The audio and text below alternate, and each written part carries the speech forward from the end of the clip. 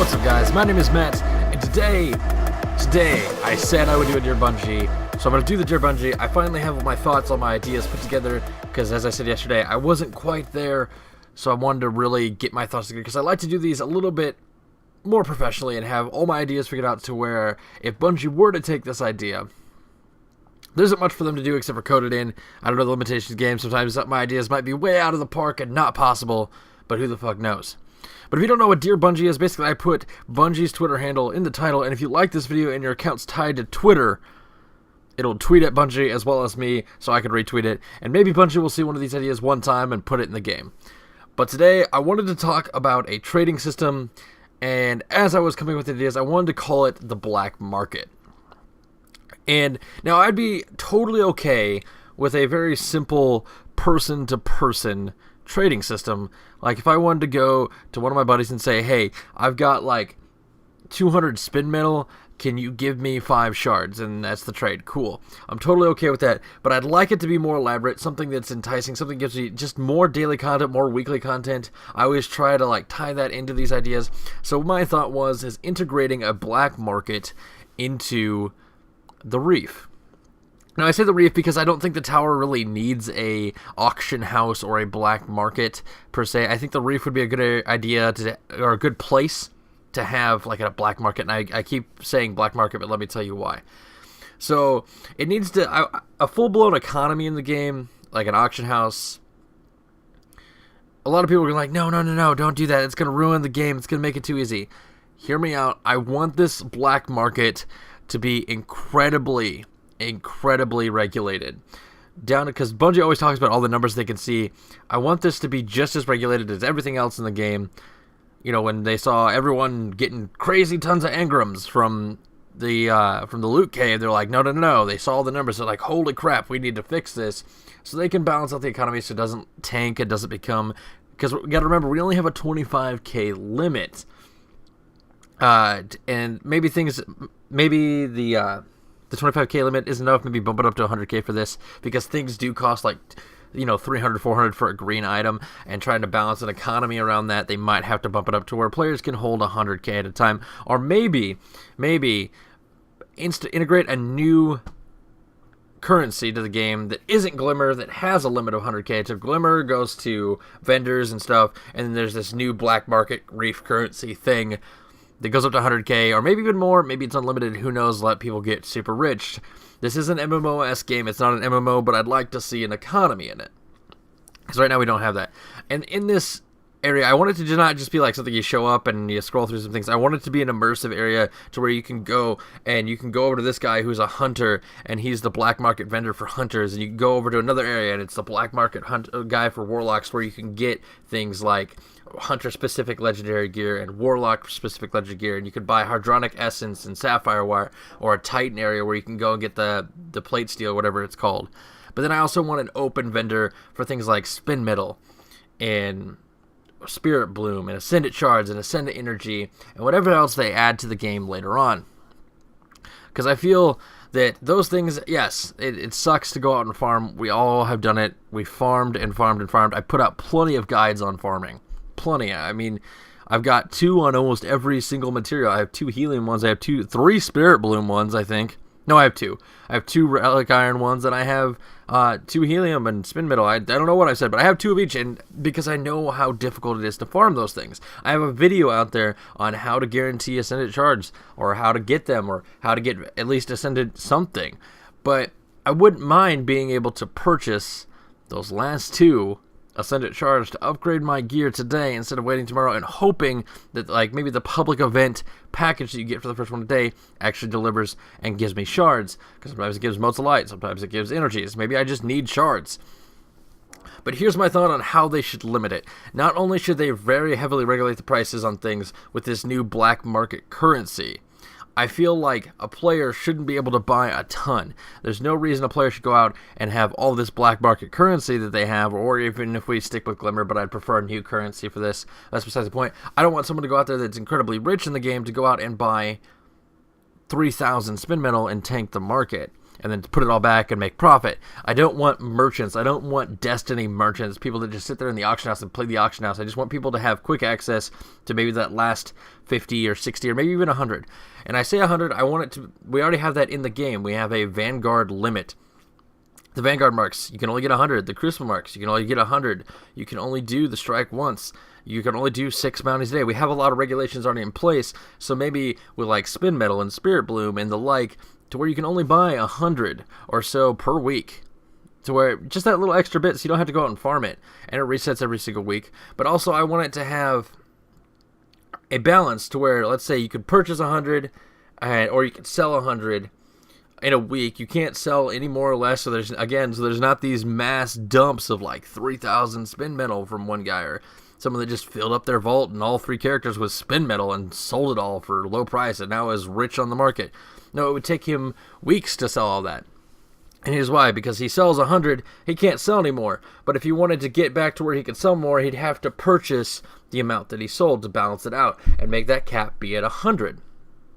So he sells 100, and he's like, crap, I want to sell more, but, I needed Spin Metal, so now he can buy it back, and now he's back at that 0, and now he could buy 100 more, and he's always at 100 on the buy-in spectrum. And then he's like, crap, and now I have 200 that I don't need. This guy's an idiot, and he just likes to buy and sell things a lot with no point.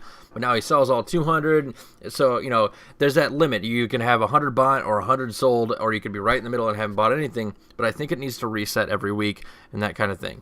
But also, I want it to be regulated to the point to where certain items should not be tradable. I don't think that you should be able to get and go in there and buy raid gear. There's no reason to be able to buy raid gear no matter how much black market or glimmer currency you have. There's no reason for that. There's no reason to sell Iron Bandit things. There's no reason to sell those kind of things that are only obtainable through hard work and stuff like that. There's no reason that someone that just sat there and farmed Spin Metal for 400 hours, waited 5 weeks, sold a bunch of Spin Metal, sold all his Spin Metal over the course of 4 weeks, all 400 of it, and now he's got 10,000 black market currency, and someone sells a raid chest for 9,999. That's not should happen. Because that person only spent like 4 hours, and the person that did the raid, who's worked and worked and worked to get those raid pieces, shouldn't have to deal with someone that just farms to have the same gear. Raid and Iron Banner and anything and the like should never be sold in a auction house. So I want to make it perfectly clear that certain pieces of gear should not be sold in the auction house. I'm totally okay with dropped exotics, like common exotics, things that Xur sells. Those are okay to be sold in the black market. Things that drop in the Nightfall, those are okay to be sold in the black market. But things like the Invective, the Thorn, the things you get from bounties, those shouldn't be sold because those were worked for. Things that actually take work and things should not be sold, but things that you can just buy from Xur. You can go and buy Vanguard gear. That's totally okay to go and have that sold on a black market because anyone can get it in any amount of time. And again, put limits on it. Make it to where you can only buy 1 piece of legendary gear per day or something like that. Or make it to where you can only buy, like I said, 100 Spin Metal. Or maybe you can only buy 10 Ascendant shards. Maybe you can only buy 4, 5, 6, 7 motes of light a day. I don't care. Just make sure it's super regulated. The numbers, that could be on your part, Bungie. If you're listening to this and you think about adding something like this, even if it's in Destiny 2, be okay with it, but please put limitations on it. Don't let it be a free market, because that's going to ruin your game. But I do want to see a market.